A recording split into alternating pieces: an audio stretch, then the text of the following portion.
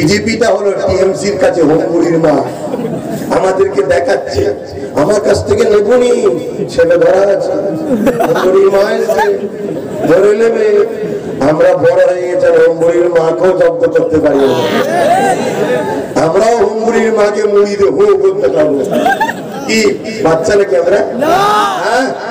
আরে যার স্বপ্ন নেই, যখনই রাস্তা চাইবে বলবো বিজেপি আসবে, চাকরি চাইবে বিজেপি আসবে, 10,000 শিক্ষা প্রতিষ্ঠান বিজেপি আসবে, ওয়াকফ সম্পত্তির অধিকার বিজেপি আসবে, আলিয়া মাদ্রাসা ইউনিভার্সিটি বিজেপি আসবে, ঈদের ছুটি বিজেপি আসবে।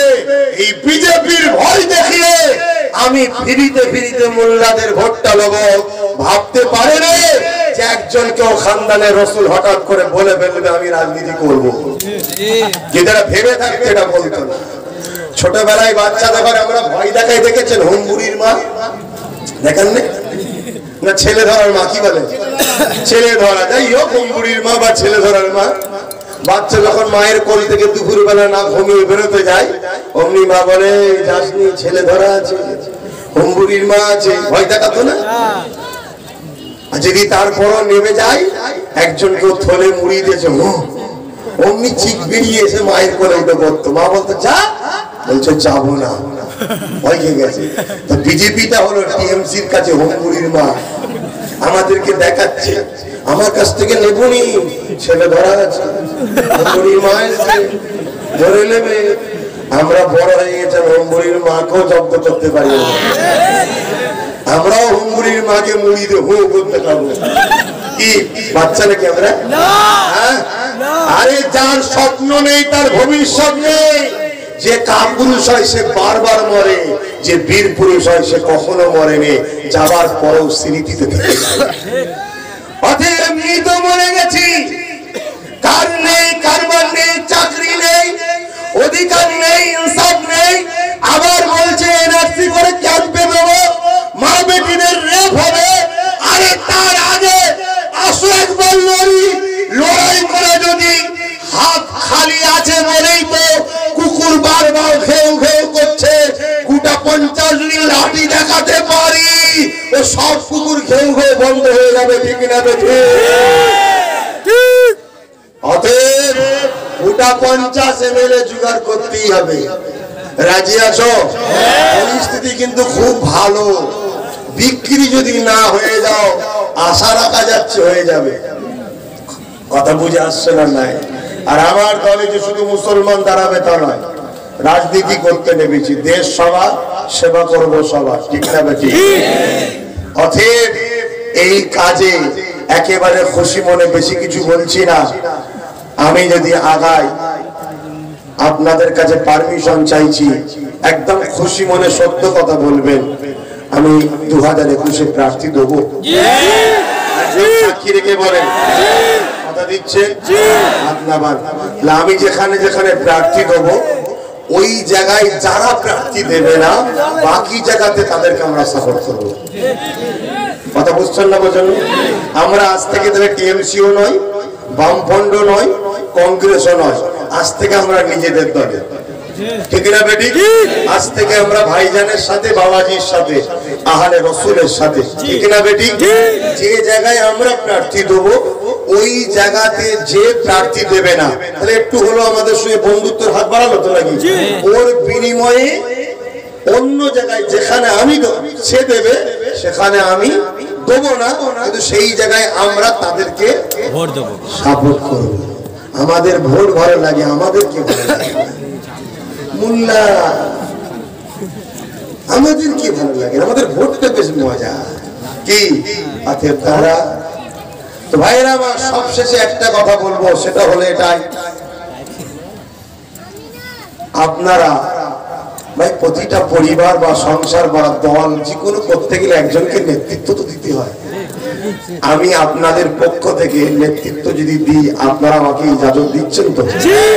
আপনারা আমার কথা মেনে নেবেন তো? আমি কার সঙ্গে জোট করব না করব, কিভাবে কি করব না করব, আপনারা মেনে নেবেন তো?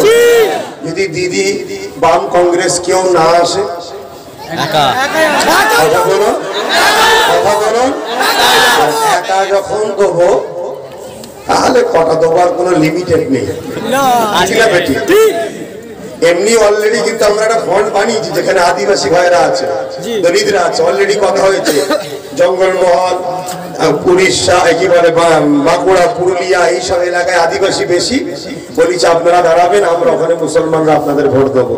বনগা, গাইঘাটা, অশোকনগর এখানে দলিত বেশি, যারা মতুয়াবি, যারা বাংলাদেশ থেকে এসছে। আমরা বলিছি আপনারা দাঁড়াবেন, আমরা আপনাদের ভোট দেবো। আর 82টা রিজার্ভ সিট আছে। কটা? 82টা। আর তার মধ্যে 42টা সিট আছে। 82-র মধ্যে মুসলিম যাকে ভোট দেয় সে জেতে। অর্থাৎ রিজার্ভ সিট কিন্তু সংখ্যা মুসলমানের বেশি। কিভাবে আমাদেরকে শেষ করেছে বুঝতে পারছেন? আমরা আছি সেখানে 50% রিজার্ভ সিট। আমরা সেই রিজার্ভ ভাইকে 50% ভোটটা দেবো, দিয়ে তাকে জিতাবো, তারা আমরা একসাথে বন্ধ করব। আমার তো বিশ্বাস দলিত আদিবাসী মতুয়া ভাইরা যদি জাগে 2021-এ হয় দলিত আদিবাসী থেকে মুখ্যমন্ত্রী হবে। কথা বুঝছেন না? বোঝেন না? 73 বছর কোন আদিবাসী দলিতরা মুখ্যমন্ত্রী হয়নি, অথচ এই দেশের মূল নিবাসী কিন্তু আমরা। অর্থাৎ আদিবাসী দলিত ভাইরা তারা মূল নিবাসী, আমরাও মূল নিবাসী। মুখ্যমন্ত্রীকে দলিত আদিবাসীরা হয়নি। আর আমাদের পক্ষ থেকে উপমুখ্যমন্ত্রী হবে। কথা বুঝছেন না? বোঝেন না? আপনারা সিএম হন, আমরা উপমুখ্যমন্ত্রী হব। কথা বুঝে আসছে? আশা করছি ভাইয়েরা তো সাথ দিচ্ছে, যাচ্ছে। আশা রাখছি 2021 একটা ইতিহাস হতে পারে। কেন আমি কোনোদিনের জন্য ভাবিনি যে একটা দিন আমি রাজনীতিতে আমাকে মানুষকে ডাকতে হবে। তবে আমি কিন্তু কোনো জায়গায় দাঁড়াবো না। যাদেরকে দাঁড় করাবো তাদেরকে লিখাপুরি করে আমি নিয়ন্ত্রণে রাখবো, যাতে করে তারা না আবার আপনাদের ধোঁকা দেয়। ঠিক কথা বুঝছেন না? আমি পরের বাপের উপরে ভরসা করতে পারছি না, তাই নিজের উপরে ভরসা আছে, নিজের উপরে কনফিডেন্স আছে, আল্লাহর ভয় আছে। ধোঁকাবাজকে মুনাফিক বলা হয়, এটা আমার জানা আছে। তাই আমি ধোঁকা দেবো না, তাই আপনাদেরকে বলবো যে আমি তাদেরকে নিয়ন্ত্রণ করব।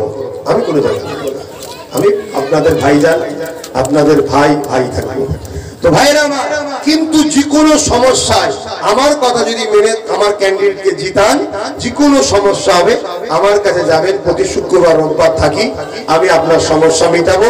এবং প্রতি মাসে একটা দিন 4-5 ঘন্টা আপনাদের এলাকায় আসবো, আপনাদের সঙ্গে কথা শুনবো। কথা বুঝে আসছে? আমি জবান দিয়েছি, রেকর্ড হচ্ছে সব। তো ভাই একটা শেষ কথা বলে যাই। সবকিছুর শেষে তো এখন পাড়ায় পাড়ায়, গ্রামে গ্রামে একটা কথা উঠছে, সেটা হচ্ছে কি, আব্বাস সিদ্দিকী যা করছে বিজেপি চলে আসবে। বলুন তো ভাই, আমি কি করেছি বিজেপি চলে আসবে? আমি আসার আগে তো 18টা চলে আসে, ঠিক না বেটি? বলছে ও ভোটটা আলাদা, এ ভোটটা আলাদা। ভাই ও ভোটটা কি জেনে দিয়েছে নাকি? তার মানে কি ইচ্ছা করে ওই ভোটটা দেওয়া হয়েছে, তার স্বীকার করছে। ইচ্ছা করে তাহলে দেওয়া হয়েছে, স্বীকার করছে। কথা মাথায় ঢুকছে না? ঢুকে নেই? আচ্ছা বলুন তো ভাই, দেশ চালাচ্ছে কারা? বাংলা কি দেশের বাইরে? তাহলে বাংলা চালাচ্ছে কারা? বিজেপি। বিজেপি তো চালাচ্ছে। এই চালাইনি, নামকে অস্তে কেউ বসে আছে, চালাচ্ছে তো অন্যজন। আর আমি আপনাকে বলে গেলাম যেতে হবে, না গেলে জেল খাটতে হবে। সারদা নারদায় ফেসে আছে, যেতে হবে। তবে এবারে ওইগুলো সব ঢুকিয়ে নতুন আবার একবার করে ধোঁকা দিয়ে হবে। সেকুলারের নামে যাদেরকে বিশ্বাস করে ভোট দিলেন তারা সব আজকে চলে যাচ্ছে না, যায়নি। আবার যারা নতুন করে আসবে তাদের উপরে কোন ভরসায় বিশ্বাস করবেন ভাই? আপনাদের মা বেটির ইজ্জত আবরুর ব্যাপার নয় এটা। ক্যাম্পে গিয়ে কত বিপদে পড়তে হবে জানেন না? তাতে লড়তে গেলে আগাতে হবে। এবারে বলুন, বিজেপিকে সত্যি কি আপনাদের রোকার ইচ্ছা আছে? হাত তুলে দেখার ইচ্ছা আছে? বাপ রে বাপ, এত বিজেপির রাগ কেন? কেন, কি জন্য বিজেপি রুখতে চান? আমি কি জিজ্ঞেস করছি, তো সারা দেন।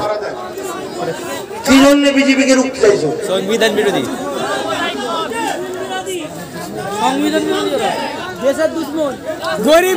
যদি কেউ মনে করেন বিজেপি মুসলমানের দুশ্মন, আমি তার কথাকে মানলাম না। বিজেপি মুসলমানের যতটা ক্ষতি করছে তার থেকে বেশি ক্ষতি সেকুলারের নামে ভেতরে কমনাল যারা, তারা ক্ষতি করেছে। কথা বুঝছেন না? বলেন না?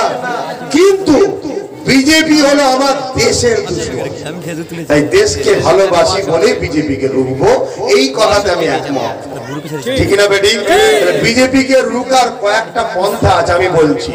নাম্বার 1 হলো ইভিএম এ ভোট বন্ধ করতে হবে, তবে বিজেপি রুখা যাবে। ঠিক, তাহলে এই ইভিএমটা বন্ধ করার দায়িত্ব আমার না, যিনি দায়িত্বে আছেন নেত্রী তার, তো তিনি করছেন কেন? ঠিক না বেটি? তাহলে আজ বুঝতে বাকি রইল না, বড় সতর্ক